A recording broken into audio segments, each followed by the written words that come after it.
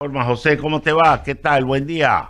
Ramiro, buenos días. Un gusto estar con usted. Una muy buena semana a usted y a todos quienes hacen tan prestigioso medio como es Radio I-99. José, ya como que el tema salta.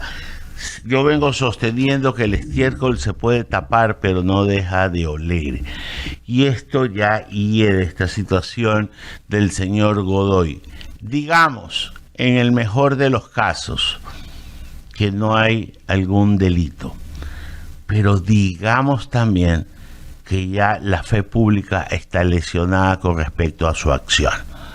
En tanto, cuando el mayor patrimonio que tienen este tipo de autoridades, sobre todo, y cualquier autoridad en general, es en la respetabilidad que en el ejercicio de su función se debe ganar, como que ya está de más este señor. Mire, Ramiro, yo estoy de acuerdo con lo que usted señala. Y a mí me preocupa un elemento que veo que en el último tiempo todas las imágenes, las cámaras apuntan a quien usted cita. Y creo que se está descuidando algunos elementos más. ¿Cómo cuáles? Porque ¿con quién resuelven la mesa? ¿O con quién se omiten decisiones en la mesa de la judicatura? Yo creo que el enjuiciamiento político de conformidad con la Constitución en su artículo 131 y además de conformidad con el Código Orgánico de la Función Judicial en el artículo 255, el enjuiciamiento político debería extenderse a los miembros del Consejo de la Judicatura. Porque hay algunas razones. La primera, la anterior semana vimos una Corte Nacional de Justicia que no pudo decidir, que no pudo elegir a un presidente titular. No olvide que tenemos un presidente encargado. ¿Por qué sucede eso? Porque no hay los mínimos jueces titulares. ¿Quién ha omitido sus acciones? Consejo de la Judicatura. Todos los que se sientan. Ahí hay ausencia de cumplimiento de sus responsabilidades constitucionales y legales. Segundo, los jueces constitucionales, ¿para cuándo? Consulta popular de abril de 2024, ya estamos en 2026. Había una transitoria que decía un año. ¿Para cuándo los jueces constitucionales? Nuevamente, incumplimiento de funciones.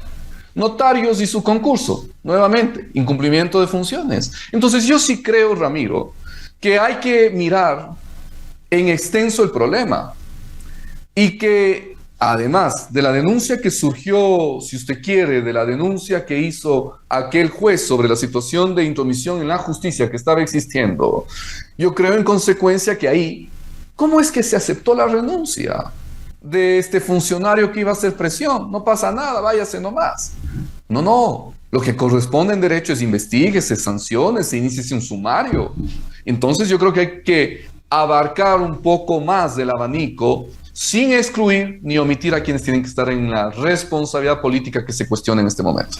Claro, existe la figura de la comisión por omisión, porque también hay responsabilidad por la omisión en la debida diligencia y en las debidas garantías que se deben de ejercer cuando uno ostenta la función pública. Aquí hay como que una suerte de responsabilidad compartida por varios organismos del Estado, porque entendamos que este cuerpo colegiado es elegido por varias instancias del poder público. Pero, sabiendo responsabilidad en todos ellos, lo primero sería que este señor haga un paso al costado y tengamos una investigación limpia sin presiones. Eso, además, sin tardanza, Ramiro, ¿no? Yo creo que el país tiene que comprender que hoy hay 50 días para que se desarrolle el enjuiciamiento político, donde tendrá que anunciarse prueba de cargo, de descargo, realizarse informes, hasta que esto llegue al Pleno hacia un fin. Es decir, no es sencillo, hablando de responsabilidad política. Y desde la Fiscalía, comprendo que hay algún conocimiento, algún anuncio de que ya se ha iniciado una investigación. Hay que ver qué desarrollo tiene esa investigación. Y mire usted cómo bien hace usted al señalar que hay una suerte de varios responsables. Yo creo que esto es parte de un libreto, Ramiro. Esto es parte de un libreto en donde recuerde que la Corte Nacional de Justicia remitió ternas, en donde recuerde usted el Consejo de Participación y su actuación. que sin resolver dijo que va a reconsiderar y tomó decisiones. Luego recuerde la Asamblea Nacional y la posesión, etcétera. Yo creo que aquí hay un libreto. Y ese libreto requiere ir encontrando los nudos. ¿Y quiénes han sido las personas que han actuado en ese libreto? Esto dará oxígeno al país, Ramiro, pero no es la solución. Yo creo que el Ecuador está viendo un sistema judicial, como usted bien decía en la introducción, que ya no aguanta más. Un sistema judicial en donde ya no sirven los parches. ¿Usted qué parcha? Usted parcha una llanta, usted parcha un caucho, existe la matriz. Aquí ya no hay matriz.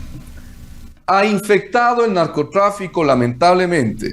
El crimen organizado ha infectado a los jueces, con excepciones, por supuesto, y buenas excepciones. Pero ese es el problema, que son excepción y no regla. Para ese fin, apreciado Ramiro, yo creo que el Ecuador tiene que apostar por una refundación del sistema judicial. Y la refundación del sistema judicial implica lo que a usted le gusta y que yo estoy de acuerdo. Una comisión Estado con participación internacional y nacional que pueda hacer una propuesta de reestructuración del sistema judicial, como sucedió en Italia de los 90 o en Perú del 2000, precisamente para reestructurar al sistema, desinfectarlo, obligar la salida de los que deben jubilarse, de los que deben ser sancionados, y que se vayan precisamente esa suerte de germen de la corrupción, para hacer un sistema judicial distinto, con un consejo de la judicatura distinto, si es que hubiera que mantener. Yo esta conversación la he mantenido con algunos jefes de Estado que han estado en el ejercicio o que lo han abandonado luego después del cumplimiento. Y dije, el meter la mano a la justicia es un arma de doble filo, porque funciona a tu favor mientras estás en el ejercicio del poder, pero cuando la abandonas se vende al poder de turno y terminan usándolo en tu contra. Lo más importante termina siendo tener una justicia fuerte, independiente y prístina. ¿Para qué?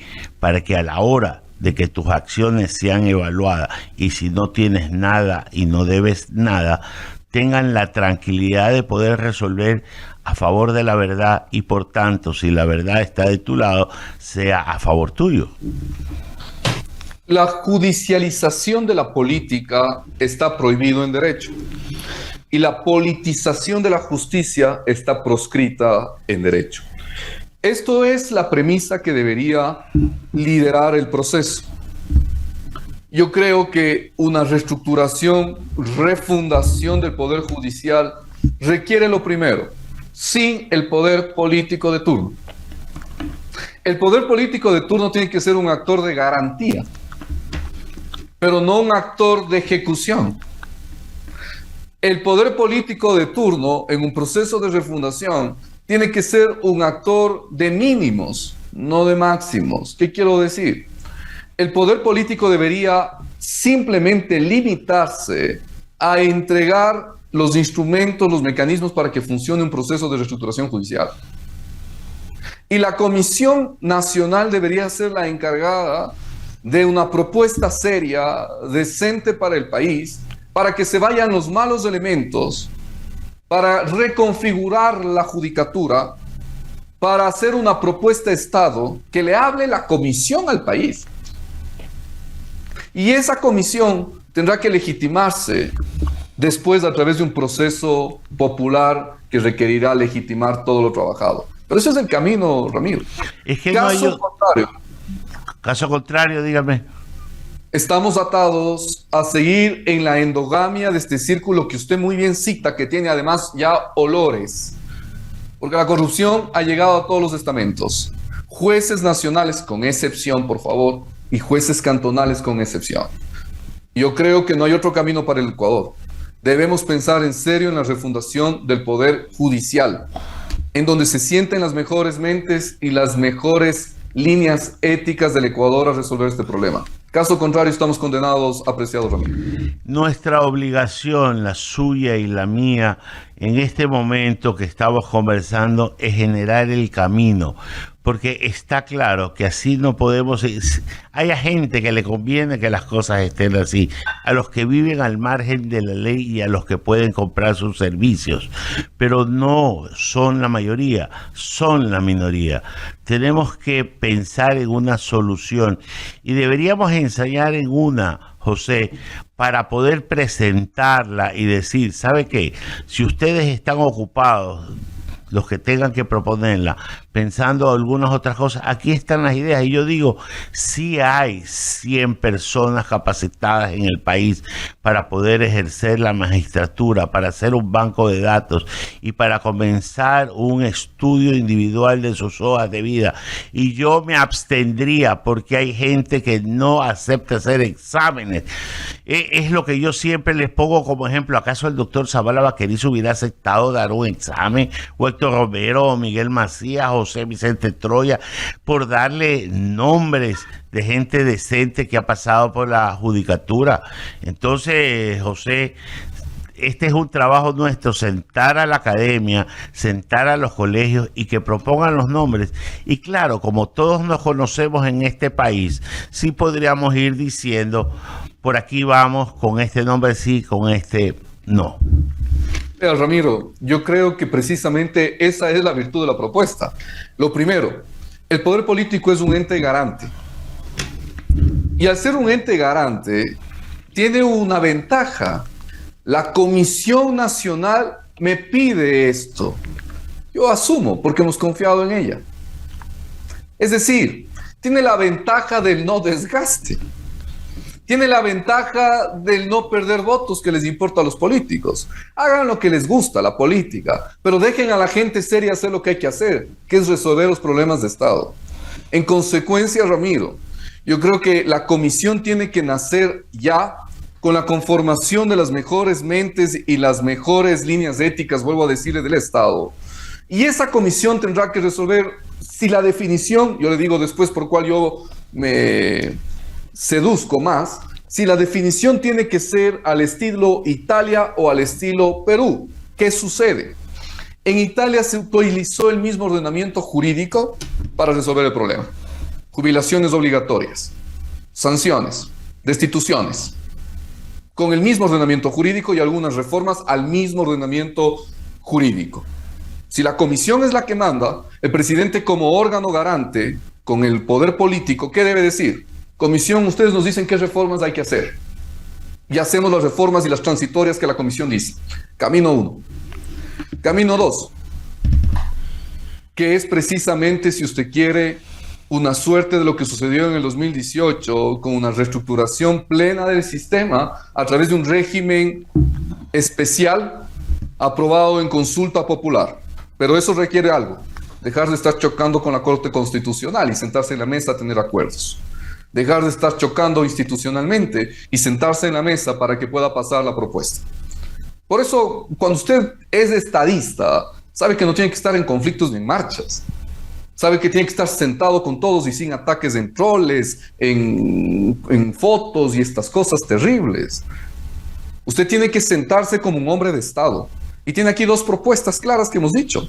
Pero aquellas dos propuestas se toman de las líneas que provengan de una comisión nacional con intervención internacional para salvar al sistema judicial del Ecuador. Con las mejores mentes más legitimadas, más serias que tenga el país. Yo no le veo otro camino. Ese es el único camino visible. Lo único que sobra y que les gusta intentar son los parches. Pero vuelvo a decir, el parche necesita que exista un cuerpo previo. Aquí ya no hay ni cuerpo. Ha permeado todo el sistema. Y cuando el derecho está al servicio de la política y no la política al servicio del derecho, como debería ser, estamos con los conceptos equivocados.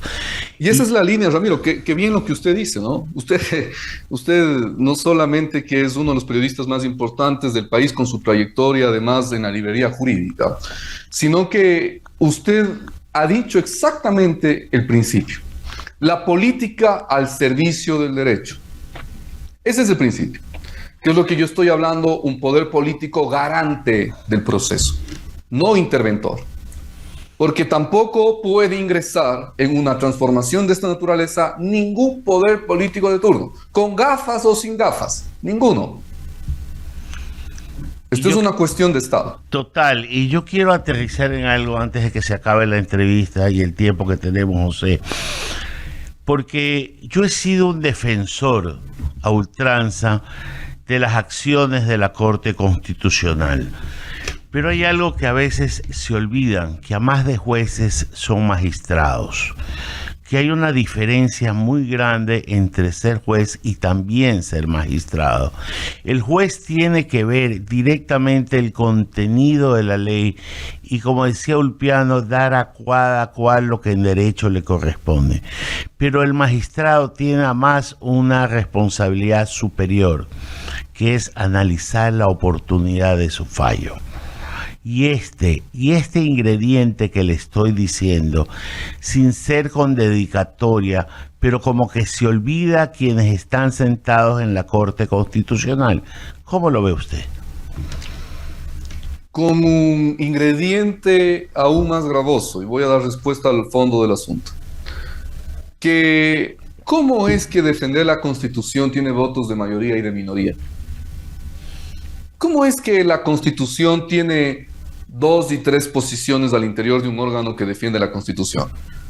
Primera premisa, ¿estamos defendiendo la Constitución o ideología? Y eso ya es grave. Ese ápice de duda ya es grave.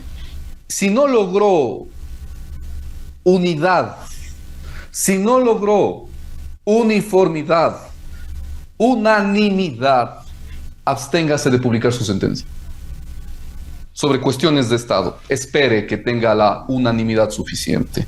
Ajuste. Eso hace un órgano colegiado respetable y que respeta al Estado. Absténgase. Espere los votos. Ajuste para que todos se sumen. Eso hacía el presidente Salgado cuando era juez de la Corte Constitucional. Aquí, ¿qué está sucediendo? En cuestiones tan delicadas que afectan directamente a una política estatal, la Corte Constitucional no puede mostrar esa ausencia de acuerdo. Y menos con un disparate, ¿no? Yo lo he dicho públicamente, Ramiro, asumo que usted lo habrá visto, que ni oportunidad, ni juridicidad, ni estudio veo en la sentencia de la mayoría. Que hay una minoría destacable. Pero en la mayoría yo no veo eso. Este invento de eliminar una causal excepcional para entregar la gestión de los recursos energéticos al sector privado, ¿de dónde se inventan que es amplia, que es ambigua, dicen? ¿De dónde se inventan? No han leído a Derecho Administrativo Básico. Si no hay ninguna ambigüedad en ello, pues. Usted, cuando tiene el interés general, público y colectivo como causal para hacer un acto administrativo, usted está obligado a fundamentar en mayor medida y en mayor grado, sabiendo que existirá mayor control jurisdiccional posterior. Si es una de las más fatales causales siempre. No es como la Corte asume de ambigüedad y que falta criterios materiales, fácticos y técnicos, dice. Es decir, gustan del detalle. Pero yo sí creo que la presidencia tiene que ser más oportuna, vea Ramiro también.